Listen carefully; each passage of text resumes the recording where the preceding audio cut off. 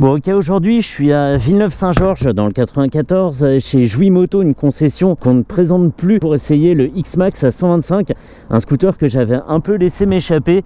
Et après avoir essayé le Forza 125 chez Honda, on m'avait dit tu devrais aller voir le X-Max chez la concurrence, il est vraiment pas mal.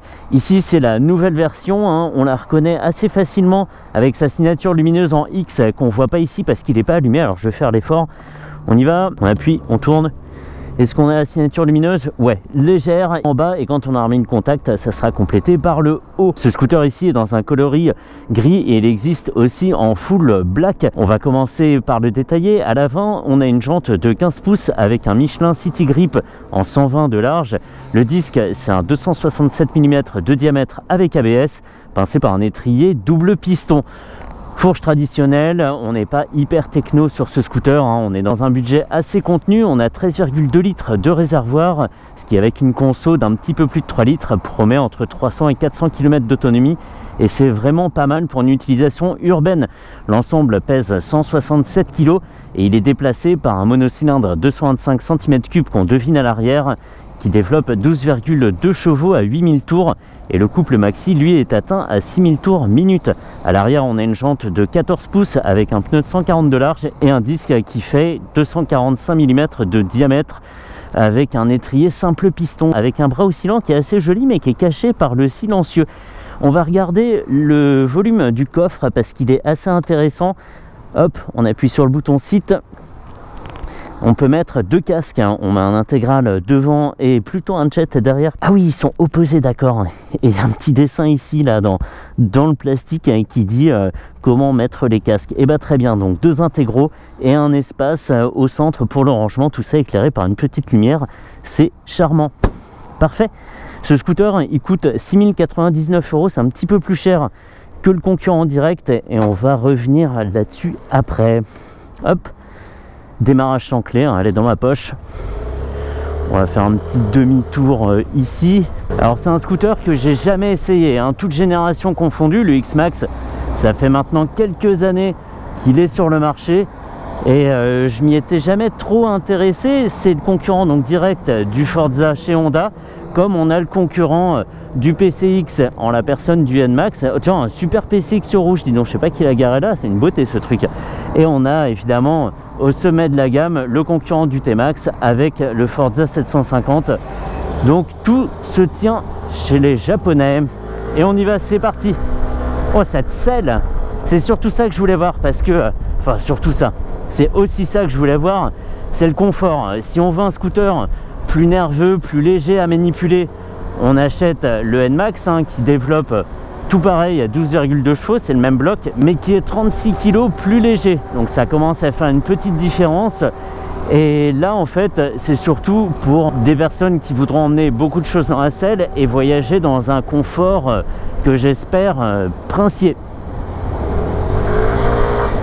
Ici on est sur la version de base parce qu'en plus il y a deux finitions. Il y a donc celle-ci avec un afficheur cristaux liquides blanc sur fond noir et une version un petit peu mieux équipée, c'est la version Tech Max où on aura un TFT de 4,2 pouces en lieu et place de ce très bel affichage cristaux liquides. Je dis très beau et je pèse mes mots parce que il est donc à chiffre blanc sur fond noir avec un contraste absolument hallucinant, même ici avec le soleil dans le dos, et c'est bien de l'essayer le matin parce qu'on a un soleil assez rasant.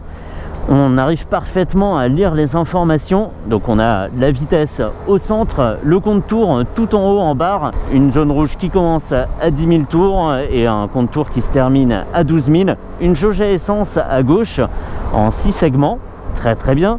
Donc si on a 13 litres et qu'on a 6 segments, ça fait un petit peu plus de 2 litres le segment. C'est bien, c'est assez précis, on sait vraiment quand on s'approche de la fin une température moteur, une température extérieure et des informations qu'on peut faire défiler.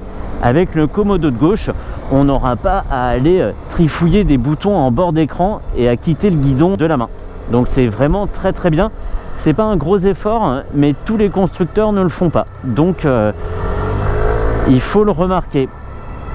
Je l'ai dit, ce scooter, il fait 167 kg sur la balance. Il est plus lourd de 6 kg que le Forza 125 et il est un petit peu moins puissant. Le Forza fait 15 chevaux, mais on est quand même directement en face de ce modèle là.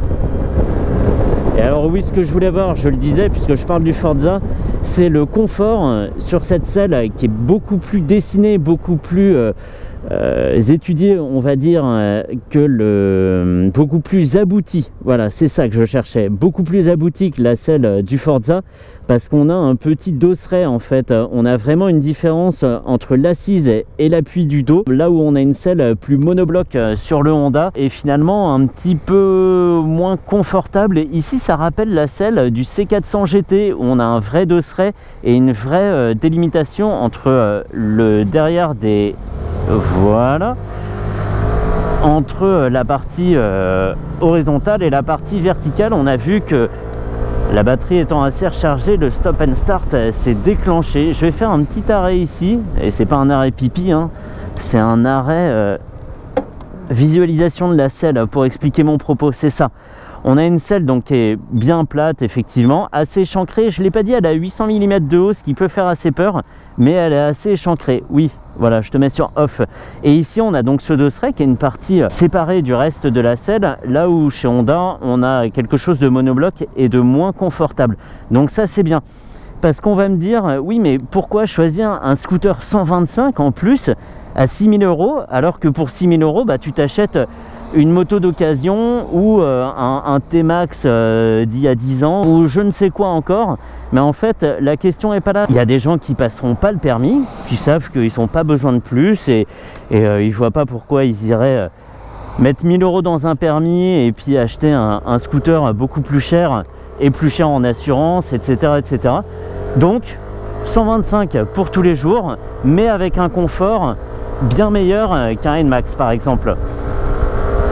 Et en parlant de confort, ici la bulle est en position basse, elle se règle avec des outils sur une deuxième position un petit peu plus haute, mais déjà de base elle fait un bon boulot. Et en plus, même si on ne le voit pas ici, il y a une deuxième courbure sur les 5 derniers centimètres, donc ça je pense que ça fait efficacement sauter le flux d'air. Il y a aussi une horloge. On va finir d'ailleurs les infos. On a un trip, le temps passé 408, ouais, fait belt, ok, les rappels de consommables, la conso moyenne et conso instantanée, ok, ouais, très bien, vitesse moyenne, ce qui est assez rare sur les deux roues, c'est plutôt sur les voitures qu'on voit ça en général, et un voltmètre et un traction control, ok, parfait. Et la place au pied est bonne, hein. J'ai absolument pas les pieds qui dépassent, autant en position horizontale qu'ici au bout du scooter. Donc c'est très bien. C'est pas ma position préférée avec les pieds devant, hein. J'aime bien quand même avoir les pieds à plat bras. On a une partie centrale qui est pas trop large et qui gêne pas la conduite, donc ça c'est parfait. Et il freine très fort ce scooter. Faut dire que les disques sont de taille conséquente, hein. À l'arrière notamment, le disque 245 mm remplit quasiment toute la jante de 14 pouces, donc ça bosse très bien. Sans transfert de masse, on a un scooter très serein sur ses suspensions, donc c'est parfait. Il fait le bruit d'un 125, hein, par contre, hein. On a un bruit sec assez présent, et ce qui contraste d'ailleurs avec le gabarit général de la machine, parce que il pourrait tout à fait avoir un moteur de 500 cm3 dans ce cadre là, ça choquerait pas. C'est pas du tout un scooter frêle comme peut l'être le N-Max par exemple. C'est deux produits complètement différents, hein, je le sais, mais celui-ci il est cossu. Il est cossu, ils auraient pu l'appeler le Yamaha cossu d'ailleurs, ça lui aurait été comme un gant.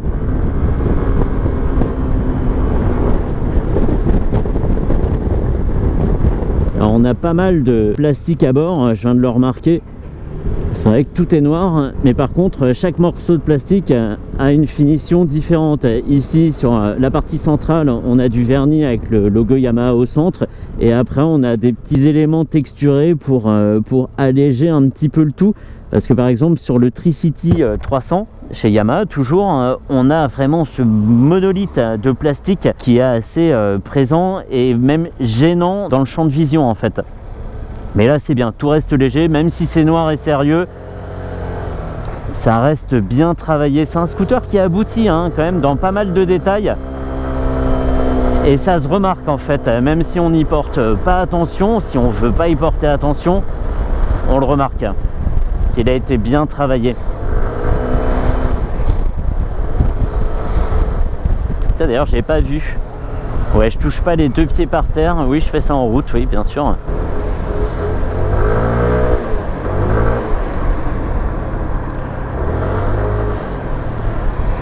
Le comportement du Vario est pas hyper incisif. Il y a un petit retard évidemment entre la commande à la poignée et la conversion en accélération. Ok, je suis de 2 pointes par terre. C'est bien, c'est bien, c'est bien. Allez, c'est parti. On va sauter sur la voie express, voir notamment jusqu'où on peut le pousser et voir la protection apportée par cette bulle qui ici, je le rappelle, est en position basse. Et je profite de ce petit moment calme pour remercier Benjamin et Erwan de la concession Jouy Moto à Villeneuve-Saint-Georges pour le prêt de la machine et le briefing ultra détaillé, parce qu'il y a des petites choses qui m'avaient échappé quand j'avais lu la fiche technique, donc c'est toujours bien d'avoir un petit rappel avant de partir. Oui, non, non.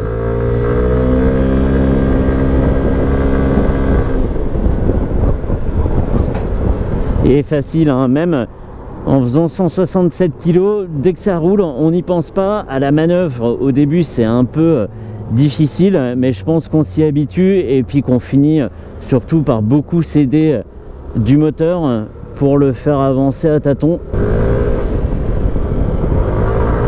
On est bien sur le changement d'angle et on est bien sur l'angle. Personne derrière, personne derrière. Hop. Ok, 0. C'est parti. Allez. 50, c'est bien. Surtout important, voilà, sur les insertions, de pas trop se faire bouffer par le trafic, de pas gêner les autres et surtout de pas se mettre en danger. On est à combien? On est à 98, 99, 100. Parfait. Parfait.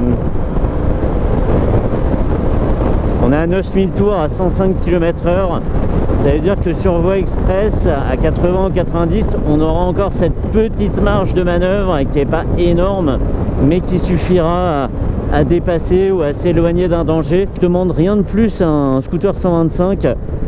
Quand tu es à 105, 110, tu peux considérer que tu peux sortir de la ville en restant à une Ford Sierra, dis donc. Ça faisait longtemps que j'en avais pas vu.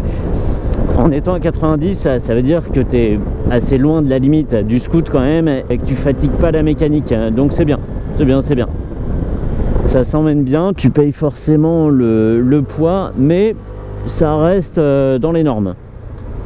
Dans les normes, pas dans les normes. Je ne parle pas d'un énorme poids, par exemple. Je suis bien content d'avoir essayé le X-Max et chaque seconde que j'ai passé à son bord, je me suis dit qu'est-ce qu'on est bien assis quand même, qu'est-ce qu'on est bien assis. C'est dingue parce que plus que le confort horizontal, on va dire, vraiment le confort d'assise, c'est l'appui derrière qui est super important. Ça repose le bas du dos et on le sent vraiment tout le temps et en plus on trouve naturellement sa position sur cette selle. C'est très très agréable. Qu'est-ce qu'on est bien assis. Et encore une fois, je suis reposé. Il a vraiment des bons points, des super bons points ce scoot. Il est plus cher que le Forza, je ne l'ai pas dit, hein. Le Forza est à 5500 et celui-ci à 6100, donc 600 € de différence. Mais voilà, on a un grand coffre, on a un grand réservoir d'essence, il est bien équipé, bon affichage, comportement simple, prise en main aisée. C'est vraiment un bon scoot, y a rien à dire pour celui qui veut se déplacer au boulot et arriver pas fatigué. C'est la bonne machine, c'est vraiment la bonne machine.